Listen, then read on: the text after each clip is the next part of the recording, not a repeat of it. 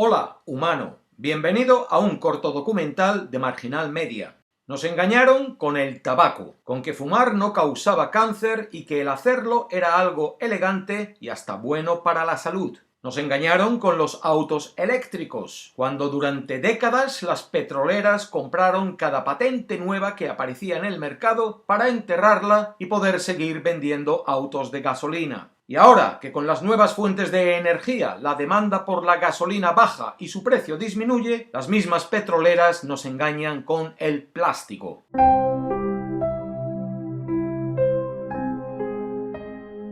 Este corto documental va sobre la manera sibilina como lo hacen, haciéndote creer que su responsabilidad es la tuya, engañándote con que tu labor de reciclaje es buena para el planeta. No está sirviendo. El reciclaje, tal como lo estamos llevando a cabo, no es más que la excusa de estas multinacionales para producir y venderte más plástico. El reciclaje no es más que su truco de marketing, y hemos caído de lleno en él.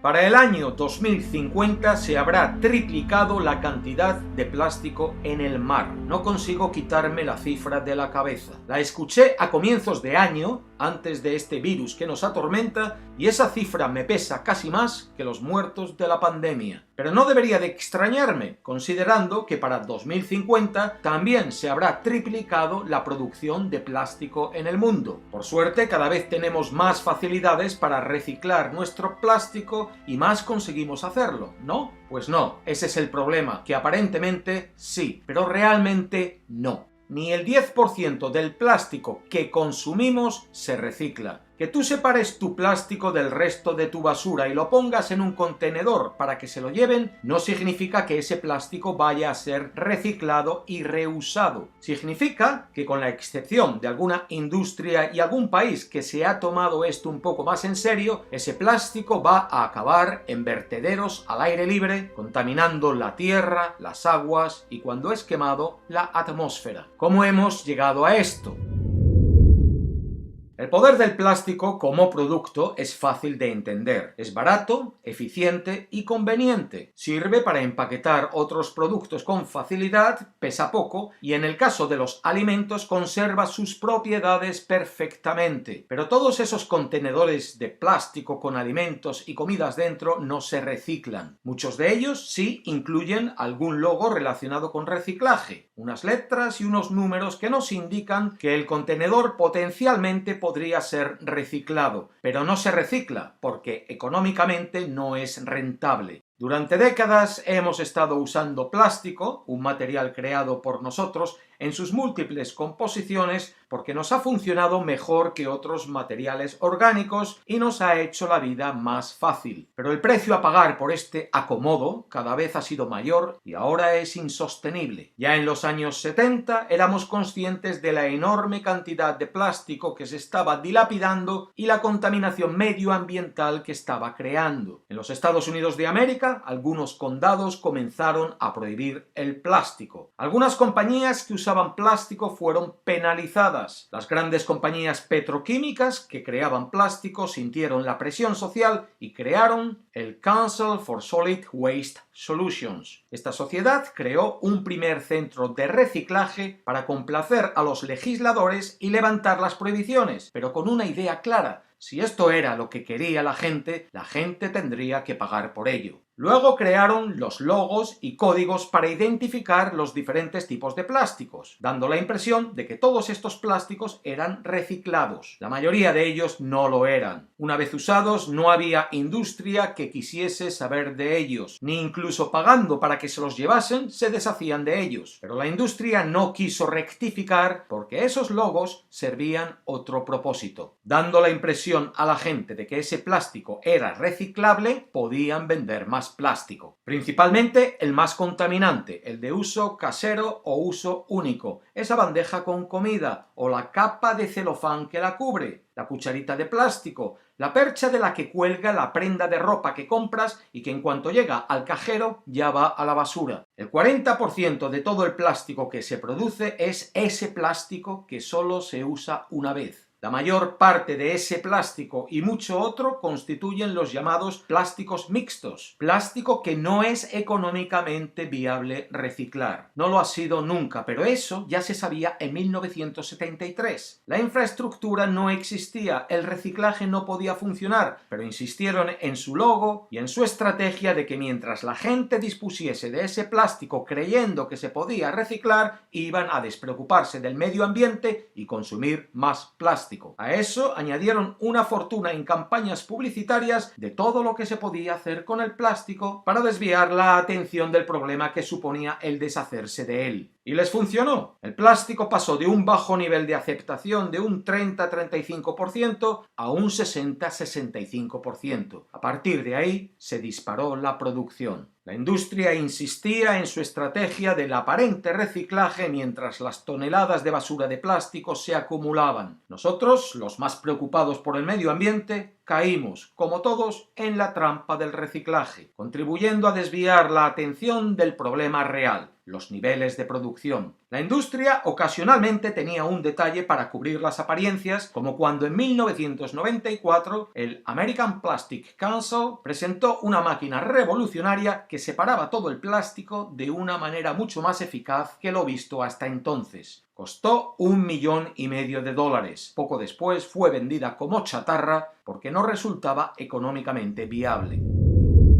Entre 1990 y 2010, Estados Unidos dobló su producción de plástico. Otros países occidentales lo emularon. Tras ello surgió China, pareciendo mitigar el problema cuando en su inmenso apetito por materias primas para satisfacer su descomunal industria manufacturera, comenzó a importar plástico de todos los rincones del planeta. En el caso de Australia, donde resido, aquí estuvimos enviando 120.000 toneladas de plástico a China cada año. Creímos entonces que el reciclaje cobraba sentido, que China lo reciclaba por todos. No, algún plástico sí reciclaba, pero mucho otro simplemente lo quemaba, creando una contaminación mucho peor que si simplemente lo enterrásemos en casa. Aquello duró 20 años. Según China salía de la pobreza y crecía una emergente clase media, los chinos no quisieron aguantar más la pestilencia del plástico y decidieron dejar de ser el basurero de los países occidentales. En marzo de 2018 cortaron la importación de plástico y eso ha creado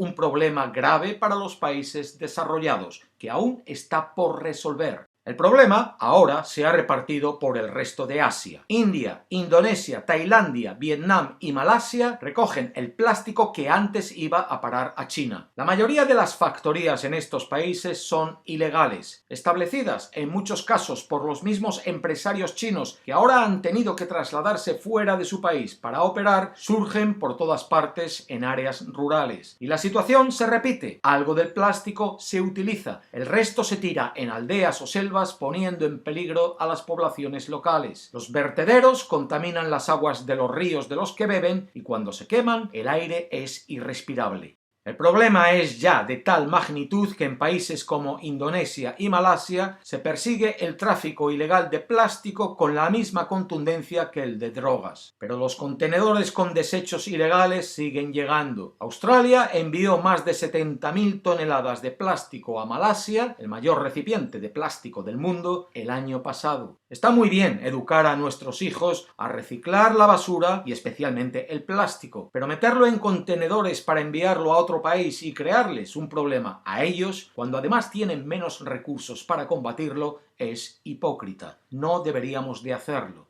En los países desarrollados hemos creado sistemas eficientes para recoger el plástico, para empaquetarlo y para transportarlo. ¿Por qué no crear un sistema eficiente para reciclarlo? ¿Tan costoso es? ¿O es que simplemente falta la presión social y la voluntad política para resolver el problema? Pues lo segundo, sí, porque quizás la parte más triste de todo esto es que la tecnología para reciclar plástico prácticamente al 100% la tenemos. Por lo menos yo sé de esta compañía. Estas son muestras del 80% de todo tipo de plásticos que una planta de reciclaje normalmente no recicla y va directo a los vertederos. Lo que esta compañía hace usando un proceso que utiliza agua caliente a alta presión es transformar todo este plástico en la materia original de la que procede, el petróleo. Entonces puede volver a ser usado para crear nuevo plástico o combustible. Para hacer esto, además, no se necesita separar el plástico, que es uno de los mayores costos en la industria del reciclaje. Imaginen que recuperásemos casi el 100% de nuestro plástico convirtiéndolo en la materia prima original para volver a usarla. ¿Cuánto reduciríamos entonces nuestra necesidad del petróleo? Bastaría con comenzar a limpiar los mares, ríos y vertederos de plástico para aumentar nuestra producción de petróleo. ¿Y ustedes creen que las multinacionales petroquímicas van a permitir eso? Cuando el plástico es el último producto que les queda para seguir aumentando sus ganancias, las multinacionales petroleras, la industria del plástico, deberían de aceptar su responsabilidad en la producción, limpieza y reutilización de su producto, en lugar de distraernos con el mensaje de que eso es solo responsabilidad nuestra para así poder producir más. Esa es la raíz del problema que tenemos. Está bien que tú eches tu botellita de plástico en un contenedor de color, pero el problema no se resuelve sin preocuparnos por lo que se hace con lo que hay en ese contenedor, o incluso si esa botellita debió de existir. Porque la realidad es que el plástico es un producto peligroso que contamina nuestro mundo y cada ser viviente en él. El plástico encuentra su camino dentro de tu organismo en la manera de microplásticos. El plástico no debería de existir, deberíamos de usar otros materiales.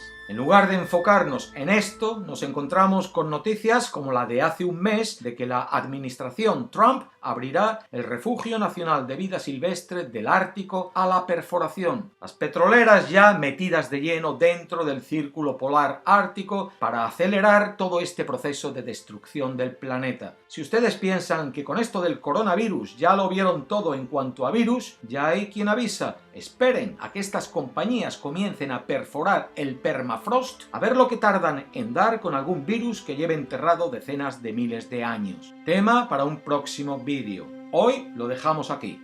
Hasta la próxima. La paz.